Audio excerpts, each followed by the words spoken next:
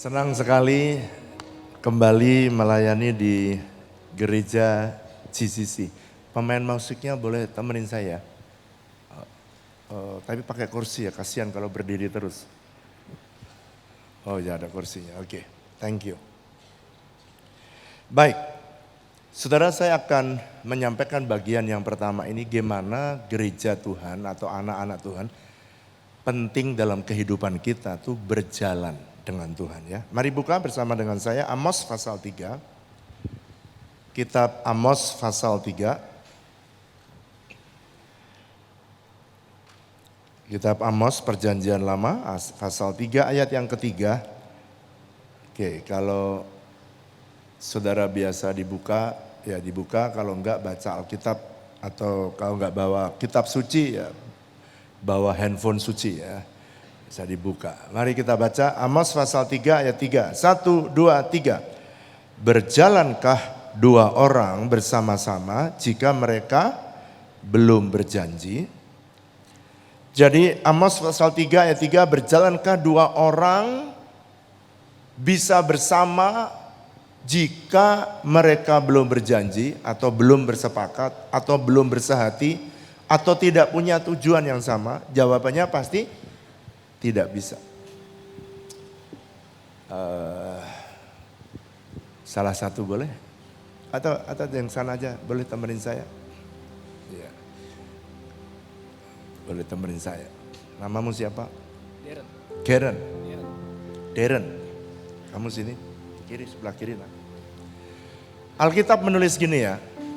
Bisakah berjalan dua orang apabila dia tidak berjanji, atau dia belum bersepakat, atau dia tidak punya satu tujuan? Jawabannya tidak.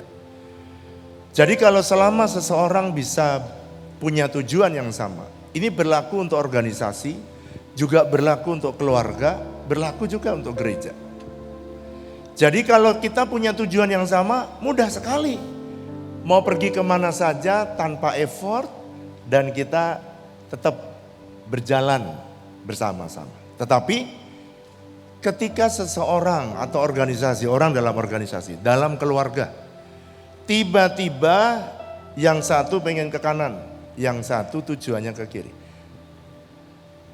Masih bisa bersatu? Masih bisa. Jalan sama-sama? Masih bisa. Gandeng tangan? Masih bisa.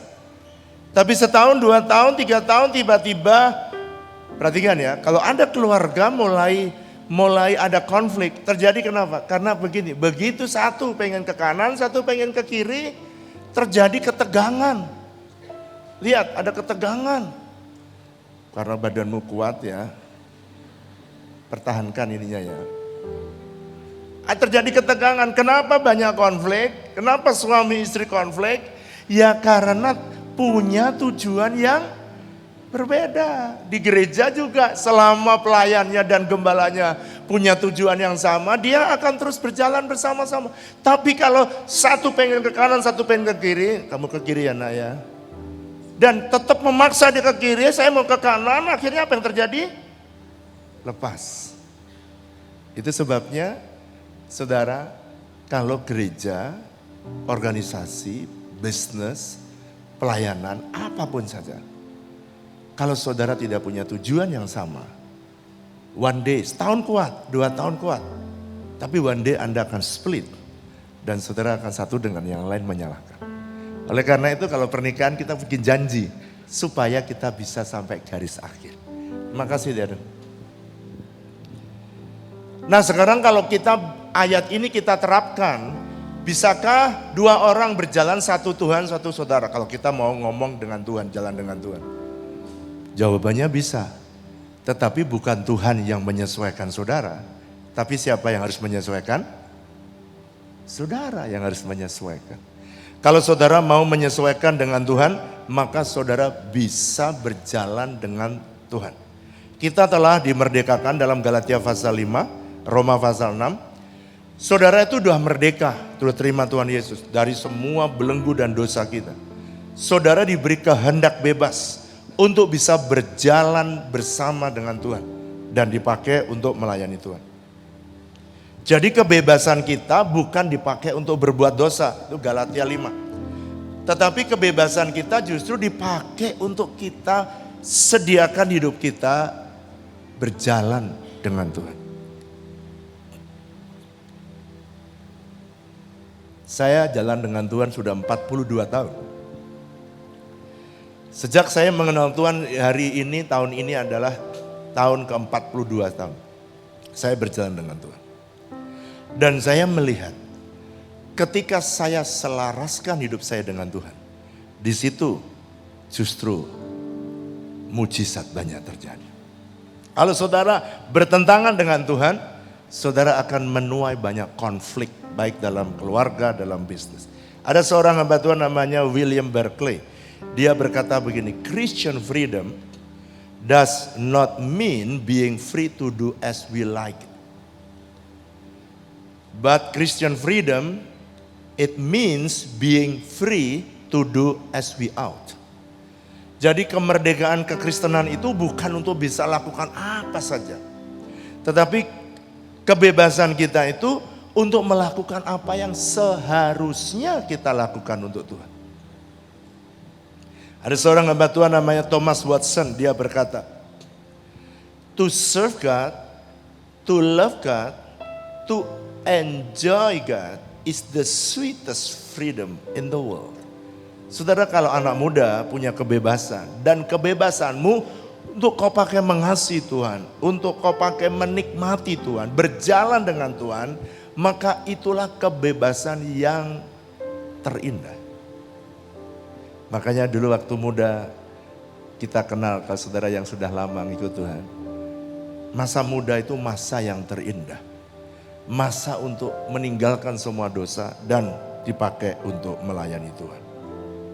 Jadi dengan kata lain, berjalan dengan Tuhan itu memiliki arti gini, saya bersepakat dengan Tuhan, saya bersedia berjalan dengan Tuhan, dan saya bersedia untuk mengikuti rencana Tuhan. Jadi kalau saudara berkata, saya Pak mau berjalan dengan Tuhan, artinya saudara bersepakat, saudara berjanji, dan saudara akan berjalan dengan Tuhan. Baru Tuhan mau menuntun saudara. Sebab kalau saudara tidak bersepakat dengan Tuhan, Tuhan tidak bisa menuntun saudara. Ada seorang hamba Tuhan namanya David Jeremiah. Dia berkata begini, choose today to walk securely, not in what you know, but in what you believe. Pilihlah sekarang, kamu bisa pilih dengan berjalan dengan Tuhan dengan aman. Tapi bukan dari apa yang kamu tahu, apa yang kamu ingin, tetapi berjalanlah dengan Tuhan sangat aman dari apa yang kamu percaya. Nah sekarang, kenapa sih Pak? Pertanyaannya, kenapa sih saya harus berjalan dengan Tuhan? Ada dua alasan penting. Kenapa saya harus berjalan dengan Tuhan? Bahkan kalau saya mau bilang, semua persoalan yang terjadi dalam kehidupan manusia 100%, bukan 90%, 100% disebabkan karena kita tidak berjalan dengan Tuhan. Kalau saudara bersedia berjalan dengan Tuhan, semua persoalan yang kau hadapi, Tuhan sendiri yang menyelesaikan persoalan itu satu persatu. Itu sebabnya semua konflik yang terjadi dalam hidup ini, oleh karena kita tidak bersedia dipimpin oleh Tuhan. Pertanyaannya, kenapa ada orang yang dipimpin oleh Tuhan? Kenapa ada orang yang tidak bersedia? Bahkan ada yang berkata gini, saya kok sulit ya Pak mengetahui kehendak Tuhan. Kenapa sulit mengetahui kehendak Tuhan? Karena kita tidak mempercayakan sepenuhnya hidup kita kepada Tuhan. Nah sekarang, saya mau kasih tahu, apa alasan? Yang pertama, apa alasan kenapa kita harus berjalan dengan Tuhan? Medianya bisa jalan kah? Ada problem? Kenapa kita harus berjalan dengan Tuhan? Medianya lagi ngadat. Nomor satu, Tuhan lebih tahu apa yang terbaik bagi kita. Saudara percayakah bahwa saudara sadar apa tidak sadar? Kenapa kok kita perlu berjalan dengan Tuhan? Karena Tuhan lebih tahu yang terbaik bagi kita. Ada orang yang berkata, mana mungkin sih Pak? Oh ya, karena Dia yang menciptakan saudara, so pasti Dia akan menuntun saudara dan selalu memberi yang terbaik. Mari katakan bersama saya, Tuhan, kurang keras, Tuhan, sama-sama Tuhan, selalu tahu yang terbaik buat hidup saya. Kau lebih tahu yang terbaik bagiku, Kau lebih sanggup pulihkan hidupku. Ku percaya hanya Yesus penolong yang setia. Saat ku berjalan,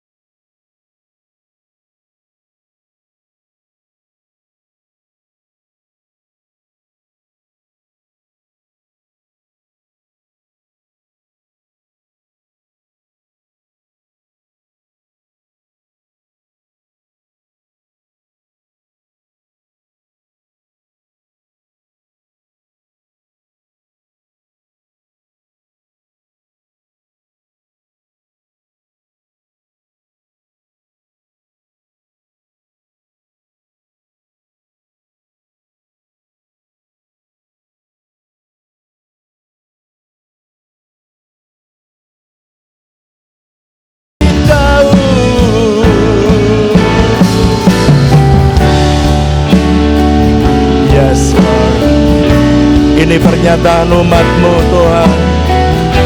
Kami percayakan hidup kami. Ku percaya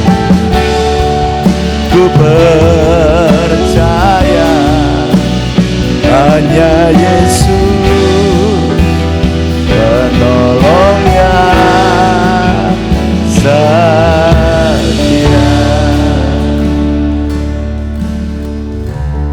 Kemarin waktu doa fajar ada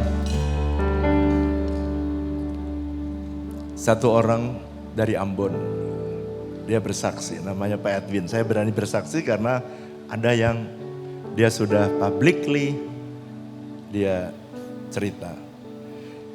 Saudara, dia menikah dengan jemaat di mana saya menggembalakan. Lalu karena dia orang Ambon, dia cerita, ada kebiasaan kami dari Ambon, kata dia, yaitu mabok-mabok. Jadi dia punya teman mabok-mabok tiap hari. Lalu kemudian istrinya bilang, dia diajak ke gereja supaya suaminya gak mabok. Tapi semakin dia diajak ke gereja, dia bilang, gerejaan apaan itu? Gereja kok tepuk tangan kayak gitu, loncat-loncat katanya. Akhirnya dia tidak mau gereja dan istrinya yang diseret masuk ke gereja tempat dia. Lalu singkat cerita, 6 tahun istrinya ngikut, lalu kemudian istrinya berdoa dengan sungguh-sungguh. Dia berpikir mabok itu paling enak. Tapi ingat, Tuhan itu lebih tahu yang terbaik. Istrinya gak berhenti berdoa, Tuhan, dia melakukan itu karena dia gak tahu yang baik bagi hidupnya. Lalu 6 tahun kemudian, istrinya yang berdoa terus menerus ini. Saya gak tahu gimana dia dijamah Tuhan. Dan dia bilang begini, ya sudahlah, aku di sini udah 6 tahun gak berubah hidup saya. Saya mau pergi ke tempat kamu deh. Akhirnya dia balik lagi ke gereja di mana saya menggembalakan. Kemarin dia cerita, waktu saya masuk di situ, saya biasanya gak pernah ya. Gak pernah, saya biasa aja sembah. Tapi tiba-tiba waktu saya mengangkat tangan, disuruh angkat tangan itu pendeta maksa-maksa ngangkat tangan. Waktu dia mengangkat tangan, tiba-tiba dia dijamah Tuhan. Waktu dia di jamaah Tuhan, tiba-tiba dia nangis, lalu dia berubah. Orang Ambon badan besar menangis itu termasuk haram, saudara. Kalau orang Cijantung ya nangis biasa. Tapi orang Ambon, wah itu luar biasa. Lalu begitu dia nangis, dia pulang. Dia pulang, dia pada sama istrinya. Tolong ya semua minuman-minuman keras di rumah ini, tolong singkirkan. Ada apa? Ya, saya tadi dijamah oleh Tuhan. Dan aku tahu, aku harus berikan hidupku sepenuhnya kepada Tuhan. Dan aku mau menyerahkan hidupku kepada Tuhan. Dia lebih tahu yang terbaik bagiku. Dia lebih sanggup.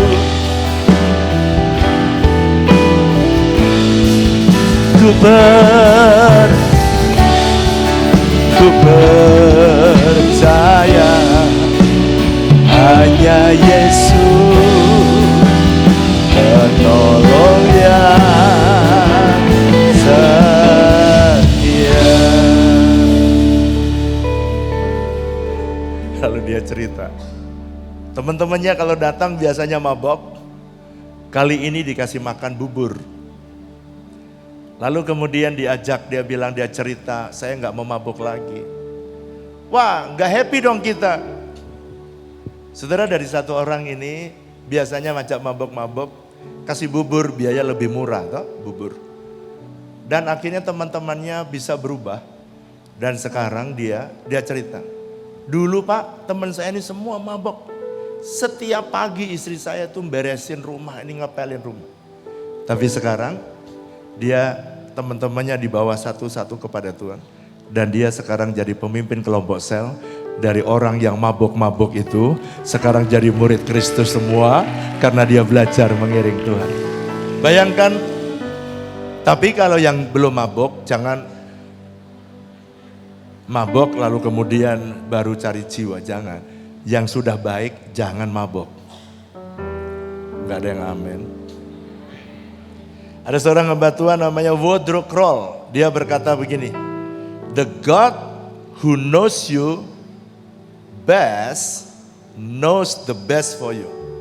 Tuhan yang tahu kamu lebih baik daripada dirimu, dia pasti memberi yang terbaik dalam hidup saudara. Percayalah, percayalah. Sekarang, alasan kedua, kenapa sih? Jadi kadang-kadang kalau saudara berdoa dan Tuhan tidak memberikan kepada apa saudara ingini, coba ikutin aja Tuhan. Nanti saudara akan menikmati perjalanan bersama dengan Tuhan. Yang kedua, Tuhan lebih tahu apa yang akan terjadi. Saudara tidak perlu tahu apa yang akan terjadi tahun 2025. Tapi yang harus saudara pastikan, saudara jalan dengan Tuhan. Maka tahun 2025 pasti menjadi tahun yang lebih baik hidup saudara daripada tahun 2024. Dan masa depanmu jauh lebih indah dari tahun ini. Kenapa? Karena dia tahu yang terbaik buat saudara dan dia tahu masa depan kita. Nah, untuk saudara dan saya bisa berjalan dengan Tuhan, saudara harus berjanji untuk bisa mengikuti kehendak Tuhan dengan baik. Pak, pertanyaannya,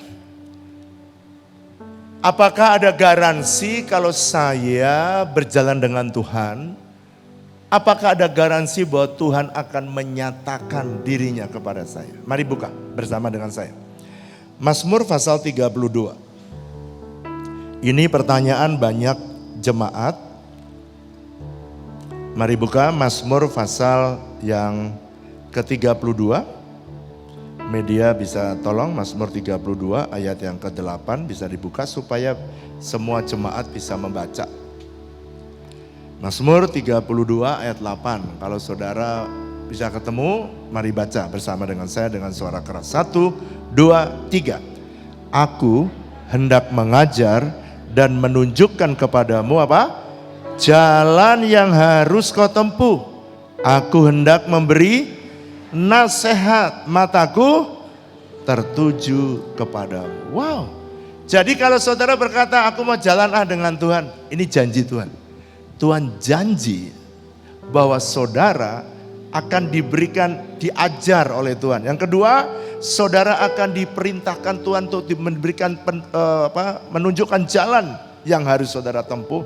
Dan Tuhan ingin memberikan kepada saudara nasihat. Enak kan? Saudara nggak perlu bergumul, tahu apa yang menjadi kehendak Tuhan dan bertanya pada apa yang kehendak Tuhan. Tapi Tuhan yang berinisiatif menolong saudara. Dia pengen menolong saudara. Mungkin anak sekolah, saya kuliah di mana ya? Saudara nggak usah bergumul. Karena Tuhan bisa, kalau dia nggak suka, dia blok jalannya. Jadi kalau di blok jalanmu, jangan marah. Karena memang Tuhan tahu di situ nggak bagus buat kamu. Jadi kalau saudara mau bisnis berdoa, Tuhan akan mengajar saudara. Dan kalau itu nggak bagus, saudara, Tuhan akan blok itu. Supaya kau nggak masuk dan kau nggak bangkrut di area ini. Bukankah Tuhan itu ajaib? Karena dia tahu apa yang akan terjadi dalam hidup saudara. Dan bahkan saya membaca dalam terjemahan firman Allah yang hidup. Di situ tertulis gini, Tuhan itu berkata, aku akan mengajar engkau sepanjang jalan hidupmu. Bahkan dia bilang jalan yang paling baik bagi hidupmu. Wow, garansi. Garansi. Aku akan menasehati engkau. Wow. Dan aku akan memperhatikan apa? Kemajuan. Saya masih ingat tuh Pak Albert pada waktu suruh menggembalakan ini. Bapak mertua dipanggil Tuhan tahun berapa tuh? 2012. Saya tanya, siapa yang tahun 2012 sebelumnya sudah ada di gereja ini? Boleh angkat tangan? 1, 2, 3, 4, 5, 6, 7. Itulah orang yang menyaksikan Pak Albert memimpin gereja ini. Gedungnya sudah ini. Belum tuh. Dia hampir-hampir putus asa. Kita ini kenal sudah lama, dari sejak masih muda dia main keyboard. Satu hari dia bilang, Pak, saya nggak tahan ya menggembalakan ya. Mungkin karena nggak ada panggilan saya. Saya bilang, Albert, memang menggembalakan nggak mudah, tapi bertahanlah. Dulu kalau nggak salah sekali kebaktian ya, sekali kebaktian. Tapi Tuhan berkata, aku akan mengajar. Walaupun gak biasa khotbah, sekarang khotbahnya bagus gak? Bagus, tuh lihat tuh, dengerin. Bagus, saya bilang, saya tepuk-tepuk dadanya. Kamu pasti bisa, kamu pasti mampu. Tapi kamu harus berjalan dengan Tuhan. Kalau kamu gak berjalan dengan Tuhan, kamu gak mampu. Tapi kalau kamu berjalan dengan Tuhan, justru kamu rasa tidak mampu, itu bagus. Tuhan itu senang dengan orang yang merasa tidak mampu. Karena dia yang akan menopang saudara. Di tengah kelemahanmu lah kuasa Tuhan justru semakin sempurna. Dia tahu yang terbaik. Dia lebih tahu yang terbaik bagiku. Dia lebih sanggup. Ku berserah, ku percaya hanya Yesus.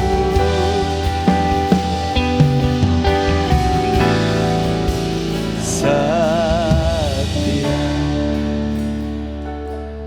Saya saksinya kagum melihat Tuhan ketika dia berdua mau berjalan dengan Tuhan.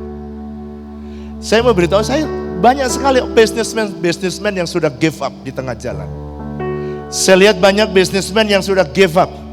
Saya bilang, jangan merasa bahwa kamu bisnis lebih hebat dari Tuhan. Serahkanlah pada Tuhan. Sometimes tuh kadang-kadang ya kita di pojok udah gak berdaya, terus gak ada kekuatan. Emang dibuat gitu sih. Supaya apa? Supaya nanti kalau bisnismu berhasil, kau gak besar kepala. Kepalamu itu yang gak tambah besar, tambah besar, tambah besar. Diameter kepalamu tambah gede. Itu namanya hidrosepalus rohani. Hidrosepalus rohani berbahaya. Itu sebabnya sometimes saudara dibuat lemah. Supaya apa? Supaya saudara tuh perlu Tuhan, gandeng Tuhan. Waktu saudara gandeng Tuhan, kelemahanmu itulah yang akan membuat kuasa Tuhan semakin sempurna di dalam hidup kita. Yang percaya katakan amin. Sekarang mungkin saudara berkata gini, ya kan Pak Albert ketemu sama Bapak yang udah jalan dengan Tuhan. Pak, gimana dengan saya? Oke? Alkitab menulis, ini cara saya dari sejak muda berjalan dengan Tuhan. Mazmur pasal pertama ayat 1 sampai 3, Tuhan itu akan mengajar kepadamu dan menunjukkan jalan kepadamu melalui apa? Membaca firman Tuhan, merenungkan firman Tuhan, melakukan firman Tuhan. Jadi kalau saudara membaca firman Tuhan, itu belum lengkap. Saudara kalau mau berjalan dengan Tuhan mesti 5M. 1, membaca atau mendengar firman Tuhan. 2, merenungkan. Yang ketiga, mencatat semua kebenaran-kebenaran yang saudara terima. Setiap kali Anda baca firman Tuhan, Anda rema, catat. Saudara kalau jarang mencatat rema, saudara nanti lupa. Karena caranya Tuhan menuntun kita, yaitu dengan Dia memberikan janji-janji dan memberi arahan kepada kita. Dia memberikan firman bukan waktu di persimpangan jalan. Sebelum persimpangan jalan, Dia udah beri rema kepadamu. Dan rema itulah yang Anda harus catat. Nanti waktu di persimpangan, saudara itu sama dengan kayak ujian. Di persimpangan jalan, saudara udah tahu isi daripada titik-titiknya yang Tuhan beri. Kanan, kiri, atau lurus, Dia tahu. Kapan Pak? Waktu kamu catat rema. Nah kalau saya catat rema saya masukin di jurnal rema. Dan sekarang ada IG, saya masukin di IG saya. Dan orang bisa mudah membaca. Buat saya itu rekaman. Nanti waktu Tuhan berbicara sesuatu, saya langsung tahu. Kalau persimpangan, saya langsung tahu. Begitulah caranya. Tuhan bisa menolong saudara. Sekarang, saya ingin dengan cepat menolong saudara. Apa dampak dari orang yang berjalan dengan Tuhan? Tadi ada 2 alasan kenapa kita harus berjalan dengan Tuhan. Sekarang ada 3 dampak atau akibat kalau saudara berjalan dengan Tuhan. Oke, nomor 1. Nanti baca semua di rumah. Kejadian pasal 5 ayat 24. Ketika Henokh berjalan dengan Tuhan atau bergaul dengan Tuhan atau dia berjalan bersama dengan Tuhan, ia tidak ada lagi, Alkitab tulis gitu, karena ia diangkat. Katakan bersama saya, kurang keras. Akibat yang pertama, kalau orang itu berjalan dengan Tuhan, saudara itu akan diangkat oleh Tuhan. Pak, diangkat itu apa? Nomor 1, diangkat sama Tuhan itu artinya Anda dibawa naik atau Anda dipromosikan. Saya kasih contoh gereja ini ya. Di tengah pandemi, orang lain gereja itu bahkan ada setelah pandemi ada gereja yang tidak ada. Tapi kenapa gereja ini setelah pandemi malah bertumbuh? Karena gembalamu sudah meneteskan air mata jalan dengan Tuhan. Ibu gembalamu sudah perempukan mau ngikut Tuhan dan dia tidak give up. Dia sudah bilang beberapa kali, Pak saya serahin gereja ini ya ke Bapak ya. Loh, kok kayak warteg aja kamu serah-serahin? Berapa kali saya nggak tahu. Tapi ketika dia mau pikul beban itu. Beban dari Tuhan itu ringan. Tapi ketika saudara taat, Tuhan akan angkat saudara. Lihat hari ini, GCC dikenal banyak orang. GCC bertumbuh. Kenapa? Karena Tuhan mengangkat. Bukan hanya gereja ini, hidup saudara juga. Bukannya gembalamu yang diangkat. Saudara juga diangkat. Waktu saudara mau ngikutin Tuhan, pertama diangkat itu artinya saudara dibawa naik. 2, diangkat Tuhan itu artinya Tuhan memberikan kepercayaan kepada saudara lebih lagi. Itu artinya diangkat. dipercaya lebih besar lagi. Pak, apa artinya diangkat? Diangkat yang ketiga artinya saudara diberkati lebih lagi. Jadi waktu Tuhan mengangkat saudara, Anda dipromosikan Tuhan. Yang kedua, saudara diberikan kepercayaan lebih banyak. Makanya dari 1 kali kebaktian, bisa dari 3 kali kebaktian. Bukan karena gembalamu banyak duitnya, bukan. Setiap kali mau buka kebaktian, dia selalu tanya, Pak, buka apa enggak ya? Yang kamu pikirin itu apa sih, aku bilang. Setiap kali dia tanya, yang kamu pikirin itu apa sih? Ini kan punya Tuhan. Kalau Tuhan yang punya rumah ini, saudara datang kepada Tuhan. Dan ketika saudara datang kepada Tuhan, begitu dibuka kebaktian, penuh tuh kebaktiannya, kebaktian 2 penuh, kebaktian 3 penuh. Nanti juga akan Tuhan percayakan lebih lagi. Dan dengarkan, semakin saudara dibawa naik oleh Tuhan, Tuhan juga pengen saudara punya influence, memberi pengaruh lebih besar, lebih banyak kepada banyak orang.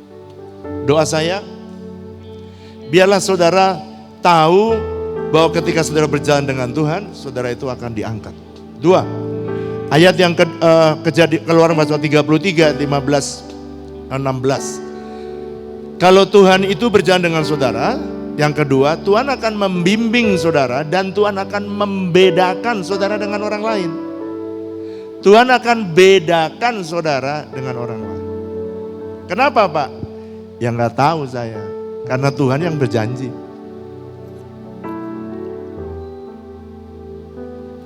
Maksudnya apa, Pak? Ya kamu dibedakan. Saya masih ingat ya. Saya beberapa kali pelayanan ke luar negeri ya. Perjalanan 8 jam, ada yang 11 jam. Ya ini kejadian 10 tahun yang lalu, saya kasih contoh. Nanti saudara akan mengalami bagaimana Tuhan membedakan. Waktu saya perjalanan, saya beli tiket ekonomi. Waktu saya beli tiket ekonomi, waktu mau terbang, tiba-tiba ada pramugari datang kepada saya. Dia bilang, "Are you Mr. Wiryo Hadi?" Terus saya bilang, "Yes, I am." Saya jawab gitu. Terus kemudian sambil senyum-senyum dia bilang gini, "Mr. Wiryo Hadi, can you move to the business class?" Saya lihat aja dulu. Maksudnya bayar apa enggak nih? "Should I pay something?" Dia bilang, "Enggak. Kamu sekarang pergi." Begitu dia bilang, "Enggak usah bayar." Langsung saya angkat saudara koper saya, langsung saya berangkat aja ke tempat business class. Saudara tahu waktu saya di business class itu, saya tanya sama pramugari yang nyuruh saya. Saya tanya, "Kenapa sih kok kamu suruh saya pindah?" "Karena penuh pesawat ini. Dan ada satu orang maksa harus berangkat. Jadi kita harus pindahkan satu orang dari ekonomi ke business class." Terus saya tanya, "Gimana caranya kamu mindahin?" Tadi itu ada mesin apa tuh namanya yang lingkaran gitu yang, yang kayak gitu ya, truk apa sih namanya tuh, rolet atau apa ya? Ya kayak gitu ya, gitu. Terus dia berhenti di nomor kursi Bapak. Terus saya bilang, "Oh bukan rolet sih, itu ada malaikat Tuhan. Waktu diputer jarumnya dipegangin, ke sini aja kamu, di sini aja.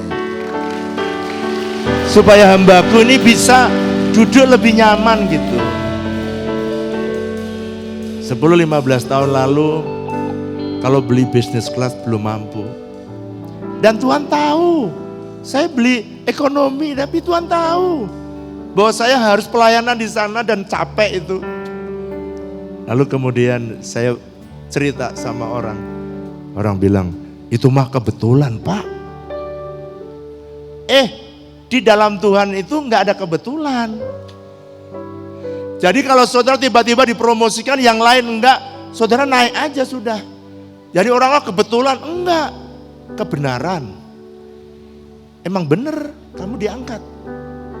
Ingat, satu hari lagi saya pelayanan lagi 11 jam, lebih jauh lagi. Karena saya udah punya pengalaman, jadi saya kalau disuruh pindah, saya nggak tanya-tanya lagi. Saya lagi duduk aman-aman, tiba-tiba ada pramugari datang. Dia bilang gini, "Are you Mr. Wiryo Hadi?" "Oh yes, I am. Can you move to the first class please?" Saya nggak lagi tanya berapa budget, langsung saya angkat, perkara bayar nggak bayar saya nggak tahu, pokoknya saya angkat. Begitu saya sampai di first class, saudara, saya lihat semua orang sudah bisa rebahan tidur. Saya bilang, gimana caranya rebahan ini ya, tidurnya ini gimana nih? Ya kalau bahasa Inggris mah little I can gitu. Saya bacain semua, oh ini caranya, saya pencetin.